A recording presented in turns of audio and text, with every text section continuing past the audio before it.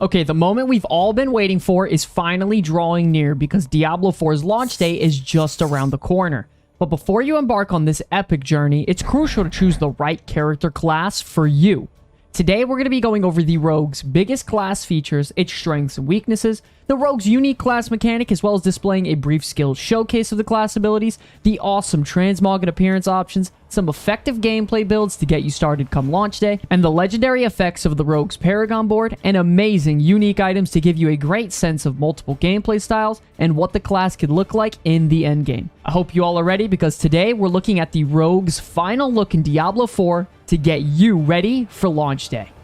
With both ranged and melee abilities and access to stealth, traps, and a decent defensive kit, the highly mobile Rogue is formidable in both group and solo content.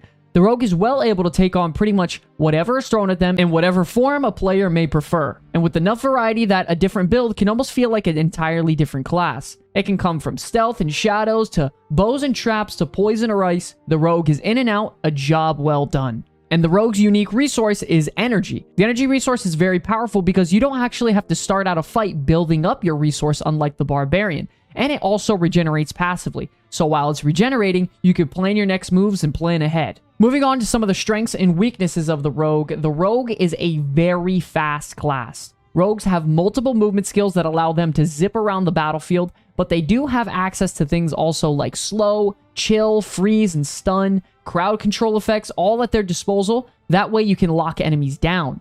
Rogues are also a jack of all trades. You can use straightforward attacks, you can lay down traps, you can slow down enemies, or you can simply just shoot everything from afar or blow them up with heavy damage with your imbuements, whether you're ranged or melee. Moving on to some of the weaknesses, the Rogue is very squishy. The only real defensives they have is Dark Shroud, which reduces the damage you take by 50%, reducing by 10% every time you get hit. And then lastly, you have your natural dodge chance, which comes from your dexterity. So they definitely are one of the most fragile classes in the game. Another thing is that the Rogues do require positioning and setups to be the most effective they can be. So if you aren't able to debuff your enemies or use certain skills because you're out of range, then your damage is going to drop off a cliff completely. Now, the Rogue's personalized trait is that the Rogue can equip 2 one-handed weapons and a ranged weapon as well.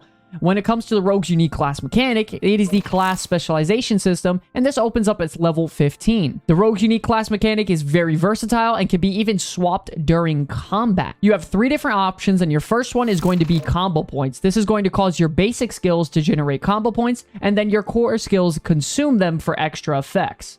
Moving on, you have Inner Sight, which marks a nearby enemy around you, and attacking the marked enemy fills up your Inner Sight gauge. When your Inner Sight gauge is full, you gain unlimited energy for 4 seconds.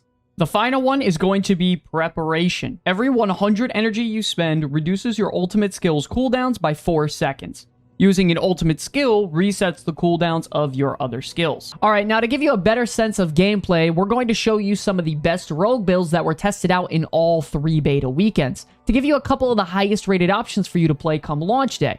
Now, of course, there are other options out there when it comes to builds. This is just to get you started if you want something quick, easy, and effective that was tested out. The Melee Rogue in particular is an incredibly flashy class that just feels so satisfying whether you blow up the room with Shadow Imbuement or just crush elites and bosses with Flurry. Now, there were some concerns overall about its survivability, but the 3% heal per critical strike paired with Flurry, Dark Shroud, and your natural dodge made you a lot more tanky than anticipated. There are generally 2 routes you want to go with the Melee Rogue, either a high mobility Rogue with great AoE damage with a Twisting Blade build, or an absolute boss shredder with Flurry. Either way, the rate at which this class flies through dungeons is really just uncomparable. It is a bit difficult to get used to with all the movement and setting up tactical gameplay, but overall, it's incredibly rewarding. The big concern is their real lack of group utility, though, as a Melee Rogue. Even compared to the Ranger, it's quite a big difference, which might cause issues in the endgame. There are some great poison and death trap combos to help set up some big AoE burst windows for your team, but overall, the group support is severely lacking other than Smoke Bomb, which would force your team into a melee cleave situation. Moving on to the Range Rogue, it is really in a fantastic spot overall. It has that immense burst to just clear out a room in seconds with Barrage or Pen Shot paired with Shadow Imbuement. And for more of those single target encounters, you have Rapid Fire and Poison Imbuement paired with your immense natural mobility makes you a perfect range DPS for boss encounters. Rather than the Melee Rogue, the Ranger typically has some great group utility with having 2 charges of Caltrips to amplify your damage and chill your targets, triple imbuement rain of arrows to literally wipe a screen clean if you need to, and you could just pretty much add about anything the Melee Rogue does. just a slight step ahead. Overall, melee is going to struggle a lot in DPS on bosses compared to range in Diablo 4, due to range having an easier time on prepping things and dodging mechanics a lot easier, rather than melee being usually forced to get hit by some things. The biggest issue with range rogue is that it is quite gear and level reliant to even start to feel powerful. It's very dependent on vulnerabilities, attack speed, and critical strikes, which really aren't that easy to come by on a random account. Now, for those of you that don't know, the Paragon board is a feature that unlocks at level 50 and is going to be a very major part of Diablo 4's endgame. You get 4 Paragon points each time you level up past level 50, and you can spend them on tiles to further progress your character. Tile benefits range from minor stat boost increases all the way up to becoming complete build enhancers. There are also gateway nodes, which are placed at the edge of the boards, which you can then attach brand new boards to and further progress through those as well. Quick disclaimer, obviously all these stats and minor details are subject to change, so take the exact numbers and percentages with a grain of salt. Moving along now to the Rogue Paragon board legendaries. First up, you have Eldritch Bounty. When you attack with an imbued skill, you gain 20% resistance and 20% increased damage for that imbuement element for 6 seconds. This board's primary focus is on increasing your imbuement's damage as well as cooldown reduction, and even a little bit on your potion healing. Next up, you have Tricks of the Trade. Your marksman skills grant your cutthroat skills 25% increased damage, and your cutthroat skills grant your marksman skills 25% increased damage. This board focuses on damage increase from both ranged and melee, as well as damage mitigation for both, pairing for a really solid hybrid board build. After that, you have Cheap Shot. Deal 5% increased damage for each nearby enemy that is crowd controlled up to 25%. This board focuses heavily on increasing your damage against crowd-controlled enemies by honestly an insane amount. Next up, you have Deadly Ambush. You deal 22% increased critical strike damage to enemies afflicted by your trap skills. This Paragon board focuses heavily on increasing your trap damage and cooldown reduction of all your traps. After that, you have Leyrana's Instinct. When inner sight gauge becomes full, you gain a 100% dodge chance for 1.5 seconds. This board's primary focus is on increasing your damage after you dodge an attack and your survivability overall. Next up, you have No Witnesses. Your ultimate skills deal 30% increased damage and grant you 10% increased damage for 20 seconds when cast. The legendary nodes here is very powerful, but to be honest, the design of this Paragon board is just all over the place when it comes to its rare and magic nodes, giving you just a little bit of everything, nothing special. After that, you have Exploit Weakness. Whenever you deal damage to a vulnerable enemy, they take 1% increased damage from you for 6 seconds, up to 15%. This board's primary focus is on increasing the damage you deal to vulnerable enemies, as well as reducing the damage you take and increasing your survivability in general. And lastly, you have a Cunning Stratagem. Your non-damage combo point bonuses are increased by 33% when you spend 3 combo points. This Paragon board focuses on basic and core skill damage and increasing your survivability through armor and resistances. If you don't know what uniques are in Diablo 4, it's pretty much going to be like your absolute best in slot gear when it comes to the end game of Diablo 4. So giving you a very drastic boost in power to your character overall, whether it be with a specific build or a hybrid set of builds, it's going to be very, very important in the end game. So now let's dive right into the rogue unique armor and weapons. First up, we have the Dagger Condemnation. Your core skills deal increased damage when spending 3 combo points, and your basic skills using this weapon have a 30% chance to generate 3 combo points, giving you a massive damage increase to potentially get a lot of combo points instantly. Next up, we have the Dagger Ashira's Kanjar. Hits with this weapon increase your attack speed for 4 seconds to a certain extent.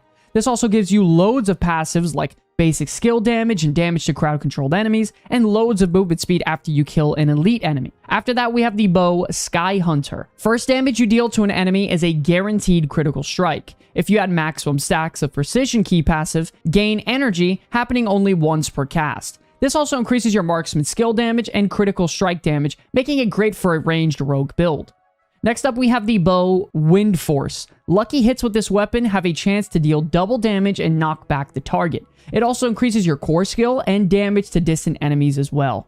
After that, you have the amulet Word of Hakan. Your rain of arrows is always imbued with all imbuements at once, and it also gives you an increase to your imbuement skills and ultimate skill damage, making your rain of arrows hit significantly harder. Next up, we have the gloves Grasp of Shadow. This gives you a lucky hit where damaging a vulnerable enemy with a marksman or cutthroat skill has a percentage chance to summon a shadow clone that mimics your attack. This also increases your shadow clone damage, as well as damage to vulnerable enemies, and gives you plus skill ranks to all your core skills.